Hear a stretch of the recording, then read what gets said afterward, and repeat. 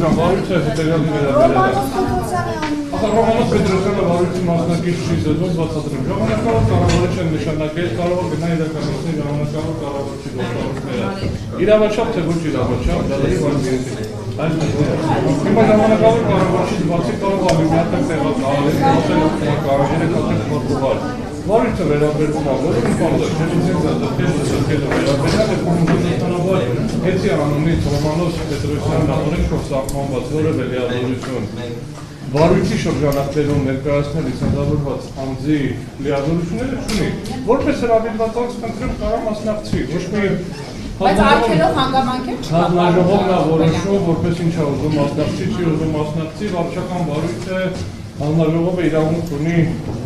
Նաև պարտականություն ունի, վկա ներկանչել, լսել, հարցաքննել, մենք մասնակցենք այդ հարցաքննության գործընթացին, հասկանանք այդ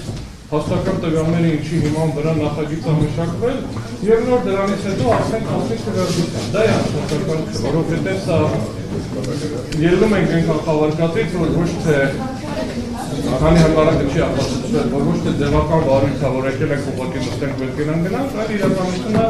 մանկություն կա իրականացնել վարչական վարույթ, Հայաստանի Հանրապետության քաղաքացիները, հասարակական կազմակերպությունները, ՀԾԿ-ի անդամները հնարավորություն ունենան օբյեկտիվ ամբողջական քննության առարկա դարձնել համապատասխան խնդիրը գնահատել։ Արդյոք առկա են համապատասխան պատասխանատվության միջոց կիրառվելու հիմքեր, թե ոչ։ Ուրեմն միլիցիաների ձեռքում ցուցակացած այլ պատասխանատվության միջոց հիմա ըստ էության, եթե խնդիրը կայանում է նրանում, որ ժամանակավոր կառավարչին հարցնեն, արդյոք մի կողմ եք դեմ եք լիցենզիայի ձեռքերում, ժամանակավոր կառավարիչը չունենալով լիազորություններ, վերազորվելով իր լիազորությունները ասի համաձայն եմ կամ համաձայն չեմ, դե կարեն վարույթ անեն, կարեն ուղղակի գրավոր որքեր նախագիծը, գրեր ասել համաձայն եմ, ուղղակի։ Եթե անում են լսումներ եւ իրականացում է վարույթ, իսկ դա օրենքի պահանջ է, որպեսզի իրականացվեն լսումներ եւ արվի վարույթ, ենթադրվում է, որ շահագրգիռ Գերանձից պետք է մասնակցեն վարույթին, մասնակցեն լիարժեք, այսինքն ոչ թե մենք այստեղ ձեռի հետ ենք ներկա կամ ոչ ձեռի հետ ենք ներկա, այլ համապատասխանաբար հաշվի առնելով տեխնիկական պայմանները, մնացածը դահլիճում էլի ներկա կնենք, իսկ որոշում կհայտնեն։ Բայց պարոն Օրբելյան, շահագրգիռ անձը նաև Ռոմանոս Պետրոսյանը նախ շարունակել խոսքը։ Քաղաքական իրադարձություններով պայմանավորված եկեղեցու աջակցության մասին հայտարարությունից հետո են սկիզբ առել այս գործընթացները եւ կներեք հրապարակային են եղել վարչապետի հայտարարությունները եւ գրառումները եւ հանձնարարությունները իրավապահների եւ կներեք դա ԿՊ-ի թիմի անդամ է։ Երեք մասի բաժանան ձեր հարցը ու փորձենք պատասխաններով գտնել։ Գոյություն ունի վարչական վարույթի եւ ցանկացած դատավարական գործընթացի իրավական շահագրգռվածություն։ Իրավական շահագրգռվածությունը այս դեպքում դա գլոբալ հեծն է։ Իսկ եթե շատ գլոբալ ենք նայում, հեծն է։ Հեծի անունից հանդես գալու իրավունք տրված է մեծերին, որովհետեւ այս պահին հաշվի առնելով օրենսդրական կարգավորումները որը հիմա սահմանադրական դատարանում քննարկվում է, ըստ էության առաջացել են որոշակի խնդիրներ։ Ռոմանոս Պետրոսյանը իրան շահագրգիռ է համարում, իրան հետաքրքիր է արդյունքը, հետաքրքիր չի արդյունքը, դրանից կախված իր կարիերան կզարգանա, դրանից կախված իր կարիերան չի զարգանա։ Դրա արդյունքներով ինքը կենթարկվի քրեական պատասխանատվության, քաղաքացիական պատասխանատվության, թե չի ենթարկվի քաղաքացիական քրեական պատասխանատվության։ Իրեն չի դարձնում սույն վարույթի շրջանակներում շահագրգիռ անձ։ Լավագույն սցենարի դեպքում, որը կրկին բավականին պրոբլեմատիկ է, ինքը կարող ունենա վկայի կարգավիճակ։ Լավագույն սցենարի դեպքում եմ ասում, վկայի կարգավիճակ սեղանի մոտ ոչ մի վկա ոնց որ նստած չի։ Համապատասխանաբար խնդիրը ես ուզում եմ իրարից տարանջատենք։ Հայաստանի Հանրապետության ցանկացած քաղաքացի շահագրգիռ արդյունքներով, որպեսզի ինքը վաղը չվճարի բազմամիլիոնանոց չէ, բազմահարյուր միլիոնանոց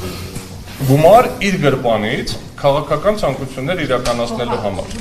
Հա, որովհետև կա համապատասխան գործընթաց, որում արդեն կա միջանկյալ որոշում, որը արդեն պարտադիր է Հայաստանի Հանրապետության համար, որի չկատարման արդյունքում վնասի հատուցման փուլին հասնելու դեպքում պատասխանատվությունը լինելու է էապես ավելի բարձր, քան եթե այդ միջանկյալ որոշումները կատարվեն, վնասների ծավալը կարելի է սահմանափակել։ Այս պահի դրությամբ վնասներ արդեն կրել է կազմակերպությունը եւ ներդրումը, ուղղակի դրանց ծավալները կարած գալիորեն պակաս լինի, քան եթե չարունակվի գործընթացը։ Հետևաբար Մի ավարտեմ, հետո դուք հարց տվեք, հետևաբար նորից վերադառնալով հարցին։ Դա չի նշանակում, որ այդ բոլորը պետք է գանք այստեղ եւ սեղանի մոտ նստենք։ Հայաստանի Հանրապետության քաղաքացիները հասարակական կազմակերպությունների միջոցով ներկայացված են, ԶԼՄ-ների միջոցով ներկայացված են եւ կարող են մասնակցել տալ։ Խնդրեմ, եթե ուրիշ հարցեր ունեք, ես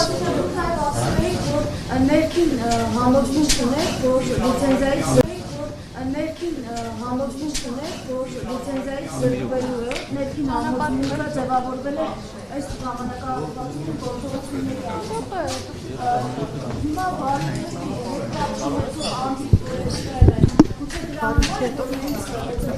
որոշման վրա ազդեցություն ունենա։ Տնօրինական ճնշում եւ մասնակցության հանրարարություն։ Օր-օրի ավելի համոզվում եմ, որ զրկելու են, բայց մեր այստեղ լինելը այս ներկայացուցչական կազմով հաստատում է մի բան, որ մենք մեր արած չարածների համար վախենալու բան չունենք, ներկայանում ենք պատշաճ կարգով, պատրաստ ենք պատասխանել բոլոր հարցերին, պատրաստ ենք հարցեր տալ հասկանալու համար ինչ է կատարվում։ Հավելեմ իմ գործընկերոջը խոսքը վերաբերվում է անխտիր ամբողջ Հայաստանի Հանրապետությունում բնակվող ժողովրդին։ 3 միլիոն են, վերաբերում է 3 միլիոնին։ Ժամային սահմանափակում չպետք է լինի։ Խոսքի սահմանափակում չպետք է։ Պատկերացնում եք, այսինքն մեր մեղավոր հնարավոր է, որ այս նիստը երկար ձգվի, օրեր նաև շարունակ։ Իհարկե, եթե կարիքը լինի, բնականաբար, որովհետև նորից կրկնում եմ, սա ինչ որ չափով դատական նիստ է։ Այստեղ լսված հիմա պատկերացրեք իրավիճակ, որ 5 փաստաբանով ներկայանում է ինչ-որ մեկը եւ թույլ չեն տալիս փաստաբաններին որպեսզի խոսեն։ Կամ իրենց խոսքը ասեն, կներեք ավարտեմ, այսինքն այս ամբողջը ի սկզբանե անելը, ես այսպես իմ կարծիքն եմ ասում, կամ հոգեբանական ճնշում, կամ չհաշվարկելով, որ մենք գալու ենք այդտեղ խելոք նստեինք եւ այլն։ Ես ընդհանրապես Ոչ խելոքը ո՞րն է։ Ոչ խելոքը սա է։ Պարոն Ղազենյան, իրականում մի անկեղծ ասել խելոք նախ եկեք իրավական այսպես բարի մեջ թույլ չտանք, որ իրավապահարները մտնեն։ Խելոք նկատի ունեմ ուղղակի առանց այս խոսելու եւ մեր իրավունքները բարձրացնելու նստել են։ Պարոն Ղազենյան, կանկեղծանալ Սամվել Կարապետյանը 21-ի ընտրություններից հետո ես մտել եմ կառավարության շենք եւ ձեռքը սեղմել է Փաշինյանի շնորհավորել են նրան։ Դրանից հետո եւս հանդիպում է եղել։ Այս ընթացքում մինչեւ եկեղեցու վրա արշավը եւ դրա մասին, աջակցության մասին հայտարարությունը եղել են ակնարկներ, բարեկամաբար, գուցե կառավարության շենքում ուղի խոսք կամ հասկացրել են ձեզ, որ խլվելու է հեծը կամ կան խնդիրներ, դուք պարտավոր եք դրանք հասկացնելու կամ հարցը շատ զավարուն է, կարճ փորձեմ պատասխանել, նիստից հետո հաճույքով պատասխանեմ բոլոր հարցերին։ 4 ամիս, մի քիչ անգամ ավել, ես ուղիղ խոսքով ասում եմ,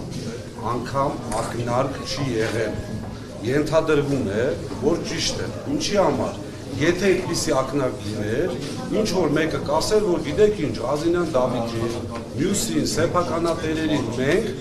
գոնե ակնարկել ենք, չի եղել այդպիսի բան։ Բայց Սամվել Կարապետյանի ձերբակալման օրերին հայկական ժամանակը տալիս էր այդպիսի ինֆորմացիա,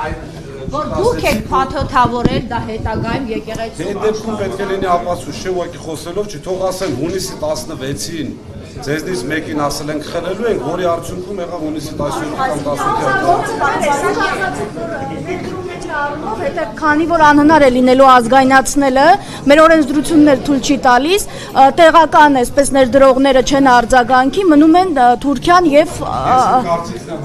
բարոյական առումով Ըստ հանդիպում է տեղի ունեցել, հա, ՀՑԿ ներկա ունեցել, որ հանձնաժողովի անդամները հոկտեմբերին եղել են ներկայացուցչական կազմ է եղել Թուրքիայում հոկտեմբերին։ Բայց ստացվում է, որ ադրբեջանցիների կամ թուրքերի ձեռը կարող է ընկնել հեծը։ Ում է ձեռք տալիս սա ունենալը։ Ոչ մի նորմալ ընկերություն եմ խնդրում, ոչ մի նորմալ ընկերության բարի համբավ ունեցող այդպիսի բարոյական կոդեքս էլ կա, չէ՞, որ ոչ մի արտասահմանյան այսպիսի գումարներ ունեցող, ակտիվներ ունեցող չի կարող, չի վճարի այդքան խլված ապրանքի համար, խնդիրը սա է։ Ստացվում է, որ կարող է ադրբեջանցիների կամ թուրքերի ձեռքը ընկնել հեծը։ Իսկ ինչու՞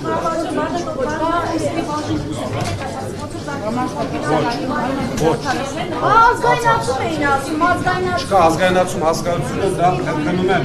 իշխանությունների այսպես քաղաքականացնել նիստերի դալիճում ենք հետո պատասխանել։